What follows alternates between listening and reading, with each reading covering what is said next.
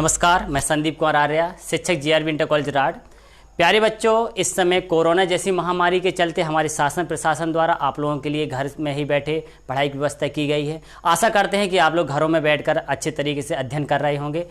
इस समय विद्यालय की तरफ से हर विषय की समय समय पर वीडियो डाली जा रही हैं, जैसे कि एक टाइम टेबल निश्चित किया गया है। तो आप लोग भी बड़ी ईमानदारी के साथ निरंतर जो भी वर्क दिया जाता है, जो भी शिक्षक पढ़ाते हैं, उनका आप अध्ययन करिए और उनका नोट्स भी तैयार करते जाइए। प्यारे बच्चों, इस समय कोरोना से लड़ने के लिए सबसे बहुत ज़रूरी है कि इसके लिए हमें जागरूक होना, इसकी पहचान करना और इससे परिचित होना कि अगर ये है क्या, इससे हम निजात कैसे पा सकते हैं, इससे बचाव क्या है। हम ही नहीं, भारत सरकार द्वारा भिन्न भिन्न तरीके से अखबारों के माध्यम से, टीवी चैनलों के माध्यम से हर तरीके से बच्चों को जागरूक कर रहे हैं, अभिभावकों को जागरूक कर रहे हैं। तो हमारा भी दायित्व बनता है कि हम लोग भी सरकार की जो भी मंशा है उनके लिए हम खरे उतरें, जो भी वो कर्तव्य हमारे लिए हैं वो उन कर्तव्यों को हम पालन करें। सबसे पहले ज़रूरी है कि इस समय एक बहुत ही अच्छा ऐप चलाया गया, आरोग्य सेतु। आरोग्य सेतु ऐप का हम लोग उपयोग करें और उसका उपयोग कर से उससे क्या होता है, आसपास की जो भी गतिविधियां होती है, जो भी लोकेशन है, अगर कोई वहां पर ऐसा कोई रोगी है तो उसकी जानकारी हमें मिलती रहती है। और समय पर हमें हाथों को धुलना है, अपने बच्चों को, पड़ोसियों को, जितने भी लोग हैं सभी को जागरूक भी करना है। और साथ साथ में अपने भाई या बहनों को ये भी समझाना है कि घरों में रहें तो सुरक्षित रहेंगे, मुंह को ढकना है, अगर बहुत ही आवश्यक कार्य पड़े तभी बाहर निकलना है और विशेष रूप से बूढ़े बुजुर्गों का ज़रूर ध्यान देना है। शरीर की इम्यूनिटी पावर अगर कम हो जाएगी तो हमारी रोग प्रतिरोधक क्षमता कम होने के कारण हमारे शरीर जो है रोगों से नहीं लड़ पाएंगे। इसलिए सबसे ज़रूरी है कि हम लोग गर्म पेयजल का उपयोग करें, अदरक का सेवन करें, लहसुन का सेवन करें, साथ साथ में योगा भी करें। योगा प्राणायाम करने से हमारे शरीर में स्फूर्ति आएगी और रोगों से लड़ने की क्षमता पैदा होगी। तो प्यारे बच्चों, हम यही चाहते हैं कि आप स्वयं जागरूक हों और दूसरों को जागरूक करें। तो प्यारे बच्चों, हम लोग जो टॉपिक पढ़ रहे थे इंटरमीडिएट में, जिसका नाम था आव्यूह में हमने पहले टॉपिक में पढ़ा था, आव्यूह से परिचय हुए थे। उसमें बताया गया था पंक्ति आव्यूह क्या होता है, स्तंभ आव्यूह क्या होता है। ये पिछले फर्स्ट नंबर वीडियो में हम आपको दे चुके हैं। प्यारे बच्चों, अब हम लोग शुरू करते हैं आव्यूह का जो टॉपिक था। इसमें एक्सरसाइज के हम लोगों ने 5 क्वेश्चन लगा रखे थे। 5वां क्वेश्चन आपका महत्वपूर्ण है, जो कि चौथा और 5वां मिलता जुलता बिल्कुल सेम था। उसका हम लोग रिवीजन करेंगे। जो 5वें का सेकंड पार्ट था हमारे पास, उसमें दे रखा था AIJ इक्वल 2I माइनस जे, और इसमें आपसे कह रखा था कि एक 3/4 क्रम का आव्यूह बनाना था। अब 3/4 के क्रम का जो आव्यूह आप लोगों ने बनाया था, तो उसमें हमारे पास ये पंक्ति को प्रदर्शित करता है और ये स्तंभ को। तो पंक्तियां कितनी होंगी? 3 पंक्तियां हैं। तो 3 पंक्तियों के लिए हमने लिखा यहाँ पर A11, A12, A13 और A14। इसके बाद A21, A22, A23 और A24। अगला रहेगा A31, A32, A33 और A34। ये हमारी पहली पंक्ति है, ये दूसरी पंक्ति है और ये तीसरी पंक्ति है। ये हमारा पहला स्तंभ है, ये दूसरा स्तंभ है और ये हमारा तीसरा स्तंभ और ये हमारा चौथा स्तंभ। तो पंक्तियां 3, 1 2 3 और स्तंभ हमारे 4 स्तंभ हो गए। अब इन सब की वैल्यू हमें फाइंड करना पड़ता है। पिछली वीडियो में हमने इस सवाल को बताया, थोड़ा सा रिवीजन करवा रहे हैं अगर आप भूल गए होंगे। तो यहाँ पर हम बात करते हैं, जैसे हमें ज़रूरत है A11, तो A11 की ज़रूरत है, तो ये I का काम करेगा, J का। जैसे हमारे पास लिखा है 2I माइनस का J, अगर आप यहाँ वैल्यू पुट करेंगे तो 2I, I की वैल्यू 1 पुट करेंगे, माइनस J की वैल्यू 1 पुट करेंगे, तो हो जाएगा 2 - 1 इक्वल। इसके बाद हम बात करते हैं A12 की। तो A12 लिखेंगे तो A12 में क्या करना, पहली पंक्ति दूसरा स्तंभ है, ये I का काम करेगा और ये J का काम करेगा। तो आप इसमें जब वैल्यू पुट करेंगे तो हमारे पास सेम कंडीशन है, 2I माइनस J लिखा था, 2I की वैल्यू हमें 1 पुट करना है, माइनस J की वैल्यू हमें 2 पुट करना है, तो 2 - 2 इक्वल कर देंगे तो 0। इस प्रकार आप सबकी वैल्यू निकाल के यहाँ पुट कर देते तो ये आपका आंसर हो जाता है। आप इसको सवाल को लगा चुके हैं।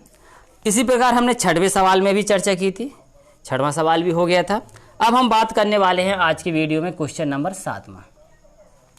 क्वेश्चन नंबर 7 में दे रखा समीकरण है आव्यूह के रूप में, ये लिखा है A माइनस B, यहाँ पर है 2A प्लस C, अगला है 2A माइनस B और इसके बाद दिया गया है 3C प्लस D इक्वल -1, 5, 0 और 13 कह रखा है। इसमें A, B, C और D की वैल्यू हमें फाइंड करना है। तो आपको पता है समानता के नियम से ये पहली पंक्ति पहला स्तंभ है, तो ये भी पहली पंक्ति पहला स्तंभ है, तो आप लिख देंगे इसमें A माइनस बी इक्वल -1, ये क्वेश्चन नंबर फर्स्ट रहेगा। दूसरे कंडीशन में आ जाएंगे, पहली पंक्ति दूसरा स्तंभ में, तो आप इसको लिख पाएंगे 2A plus C equal 5, equation number second हो जाएगा। अगली कंडीशन में दूसरी पंक्ति पहला स्तंभ, तो इसको हम लिखेंगे 2A माइनस बी इक्वल 0 हो जाएगा, समीकरण नंबर तीसरा। अगले में रहेगा हमारे पास 3C प्लस D इक्वल 13।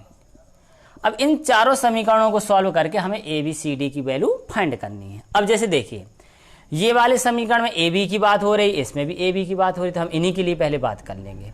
अगर हम लिख दें इसमें समीकरण थर्ड व फर्स्ट से, अगर थर्ड व फर्स्ट में बात करेंगे तो थर्ड हमारे पास क्या था, 2A minus B equal 0, equation number third था। फर्स्ट जो गिवन है वो है A minus B equal -1, equation number ये फर्स्ट हो गया। आप इनको लगा चुके हैं, आप पढ़ चुके हैं हाई स्कूल में विलोपन विधि, प्रतिस्थापन विधि, वज्रगुणन विधि। तो हम विलोपन विधि से इसमें लगाएंगे, तो आप क्या करेंगे, घटाने पर आप पाएंगे तो ये माइनस हो जाएगा, प्लस हो जाएगा, और ये भी प्लस, ये कट जाएंगे। 2A में से A जाएगा, बचेगा A, और यहाँ से 1 बचेगा, तो A की वैल्यू है वो कितनी आ जाएगी, 1 आ जाएगी। अब A की वैल्यू आ गई तो इनमें से किसी एक में रख दीजिए, हमने रख दिया। चलिए समीकरण किस में, फर्स्ट में रख देंगे। समीकरण फर्स्ट हमारे पास था A माइनस बी इक्वल -1, तो A की वैल्यू हमने 1 पुट कर दी, तो 1 minus B equal -1, minus B equal -1, इसको उठा के इधर ले आएंगे तो -1, तो माइनस बी इक्वल हो जाएगा -2, तो B की वैल्यू हो जाएगी 2। अब B की वैल्यू निकल आएगी तो इसकी वैल्यू आप किसी में रख दीजिए। देखिए, अब देखिए B और आपका कहीं यूज हो सकता है। जैसे अब ये समीकरण बचा, ये समीकरण बचा। अब यहाँ पर जैसे हम समीकरण बात कर लें किस में, सेकंड में। अब हमने बात कर ली समीकरण सेकंड में। अगर समीकरण सेकंड में अगर हम देखेंगे तो समीकरण सेकंड में क्या पा रहे हैं, हमारे पास है 2A प्लस C इक्वल 5, तो यहाँ से रहेगा 2A की वैल्यू हमने 1 पुट कर दी, प्लस C इक्वल हो जाएगा 5, तो C इक्वल हो जाएगा 5 माइनस 2, तो C की वैल्यू हो जाएगी 3। C की वैल्यू निकाली, तब D की वैल्यू अब अगले समीकरण में रख दीजिए। आप रख देंगे समीकरण नंबर कहाँ पे, फोर्थ में। समीकरण फोर्थ में आप पुट करेंगे तो आप पाएंगे 3C प्लस D इक्वल 13, तो यहाँ से रहेगा 3C की वैल्यू आपने 3 फाइंड कर रखी है, प्लस D इक्वल हो जाएगा 13, D इक्वल हो जाएगा 13 माइनस 3 मल्टीप्लाई 3 तो 9 हो जाएगा, तो D की वैल्यू आ जाएगी 4। तो इस प्रकार हम इस सवाल को लगा सकते हैं। अब बच्चों बात करते हैं हम क्वेश्चन नंबर 8 में। क्वेश्चन नंबर 8 में लिखा है कि जो A है, A जो हमारे पास जो आव्यूह है उसकी कंडीशन है A IJ, ये m/n का है। वो कह रहा है एक वर्ग आव्यूह होगा। और वर्ग आव्यूह कब हो सकता है, वर्ग आव्यूह को बताया था जिसमें पंक्ति और स्तंभों की संख्या समान होती है। तो आपको पता है ये पंक्तियों को प्रदर्शित कर रहा है और ये हमारा जो है ये स्तंभ को प्रदर्शित कर रहा है n। तो अब ये वर्ग आव्यूह कब होगा, जब पंक्ति और स्तंभ आपस में क्या होंगे, बराबर। तो अर्थात क्या कंडीशन हो सकती है, m बराबर n हो जाए, वही हमारा आंसर हो जाएगा। जबकि ऑप्शन उसमें दे रखा है कि m का मान छोटा होगा n से, तो हो ही नहीं सकता। m का मान बड़ा होगा n से, ये भी नहीं हो सकता। अगला दे रखा था m बराबर n के, तो यही हो सकता है। एक और दे रखा था, इनमें से कोई नहीं, तो हमारा ऑप्शन नंबर ये C हमारा सही हो जाएगा। समझ में आया होगा। वर्ग आव्यूह तब होता है जब पंक्तियों की संख्या और स्तंभों की संख्या समान होती है, उसे हम वर्ग आव्यूह कहते हैं। तो ये n और n आपस में बराबर हो गया, तो इसलिए हमारा ये कैसे कहलाएगा, वर्ग आव्यूह कहलाएगा। अब बात करते हैं क्वेश्चन नंबर 90 में। दे रखा है x तथा y के प्रदत्त किन मानों के लिए आव्यूह के निम्नलिखित युग्म समान है। किन मानों के लिए युग्म समान है, ऑप्शन भी दिए गए हैं। जैसे हमारे पास कंडीशन है 3x प्लस 7 y प्लस 1, और इधर पे है हमारे पास 5 2 माइनस 3x इक्वल, जो कंडीशन है वह हमारे पास 0 y माइनस 2 8 और 4। अब इनकी आप कंपेयर करिए, जैसे इसकी तुलना आप इसके साथ करेंगे समानता के नियम से, तो क्या होना चाहिए, 3x प्लस 7 इक्वल 0, तो 3x इक्वल हो जाएगा -7, तो x इक्वल हो जाएगा -7/3, ये हो गया। अब दूसरी बात, अब ये इसमें इनकी तुलना करा दे रहे हैं, तो ये हमारे पास हो जाएगा y + 1 = 8 हो जाएगा, तो y इक्वल हो जाएगा 7। ये एक्स वाई की वैल्यू हो गई। लेकिन और भी अगर हम इसको सॉल्व करेंगे तो इस पद की तुलना इससे करेंगे तो आएगा y - 2 = 5 हो जाएगा, तो y इक्वल रहेगा 5। जब -2 इधर आएगा तो +2 हो जाएगा, तो y इक्वल हो जाएगा 7। लेकिन ये तो दोनों वैल्यू बराबर हो गई, ये भी y की वैल्यू 7 है, ये भी y की वैल्यू 7 है। अब x की वैल्यू देखते हैं इधर से, तो रहेगा 2 - 3x इक्वल रहेगा 4।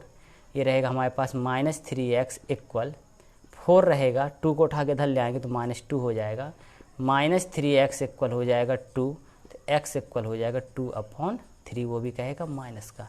अब यहाँ पर ये समस्या हो गई कि ये x की वैल्यू और ये x की वैल्यू कैसी अलग अलग है, जबकि समानता के नियम से क्या होना चाहिए, बराबर। तो इसमें ऑप्शन दिए गए हैं, एक दिया गया x = -1/3, तो हमारे पास नहीं है, ये हो ही नहीं सकता। एक दिया गया है x = -1/3, एक दिया गया y = -2/3, लेकिन एक लिखा ज्ञात करना संभव नहीं है। रियल में ज्ञात करना संभव नहीं है, क्योंकि x की कंडीशन एक ना मिलकर दो कंडीशन मिल रही, तो अतः ये क्लियर नहीं हो पा रहा कि इसकी वजह से समानता होगा कि इसकी वजह से, अतः ये हमारा इनमें से कोई नहीं ऑप्शन हो जाएगा। अब ये क्वेश्चन नंबर 10वां दिया गया, लास्ट क्वेश्चन इस एक्सरसाइज का। इसमें कहा गया 3/3 कोटि के एक ऐसे आव्यूह की कुल कितनी संख्या है। समझिए सवाल को, 3/3 कोटि का एक आव्यूह बनाना। अब देखिए आव्यूह बनाना 3/3 का, जब 3/3 का बनाना है तो कुल अवयव कितने हो जाएंगे, कुल अवयव हो जाएंगे आपके पास 9, क्योंकि देखिए ये A11, A12 और A13, A21, A22 और A23, A31, A32 और A33, 9 अवयव हो रहे हैं। अब 9 अवयव में अब उसने कहा था जहां पर इन पर जो अवयव रखे जाएंगे वो अवयव कितने प्रकार से रख सकते हैं, केवल 2, या तो 0 और या फिर 1। अभी प्रायिकता वाली कंडीशन आ जाती है।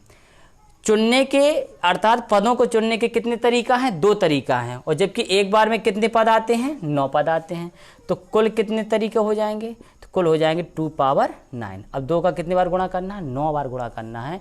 तो 2 का अगर हम 9 बार गुणा करेंगे तो यहाँ 2 × 2, इस प्रकार हम 9 बार इनको लिख लेंगे। 1 2 3 4 5 6 7 8 और ये 9, तो हम पाएंगे 2 दूनी 4, 4 दूनी 8, 8 दूनी 16, 16 दूनी 32, 32 दूनी 64, और 64 दूनी हो जाएगा आपके पास 128 गुणे, यहाँ पर हो जाएगा 4, गुणा कराएंगे 4 8 32 हो जाएगा, बचेगा 3, 4 दूनी 8, 8 और 3 11, बचेगा 1, और 4 और 1 5, तो इसलिए कितना हो जाएगा 512 तरीके से हो जाएंगे। तो इस प्रकार ये हमारी एक्सरसाइज कंप्लीट होती है। तो इसके कुछ एग्जाम्पल भी हैं, तो एग्जाम्पल कुछ ज़्यादा हार्ड नहीं है। जैसे एग्जाम्पल नंबर जैसे 5 देख पा रहे हैं पिछले पेज में, उसमें सीधा सीधा ये क्वेश्चन नंबर आपके इसी प्रकार कंपेयर करा के हम क्वेश्चन नंबर 9 की तरह उसको कर सकते हैं। हम इसका क्वेश्चन को डाल देंगे और आप करिएगा, नहीं बनता तो आप ज़रूर हमसे बताएं, हम इसको सॉल्व करवाएंगे। इसी प्रकार क्वेश्चन नंबर आपका 4था भी है, एग्जाम्पल 4था है, आप इनको करेंगे। तो प्यारे बच्चों, आशा करते हैं कि आप लोग घरों में अध्ययन कर रहे होंगे, सुरक्षित होंगे, और जो लॉकडाउन के नियम हैं उनका आप पालन कर रहे हैं। घरों में रहिए, सुरक्षित रहिए। धन्यवाद।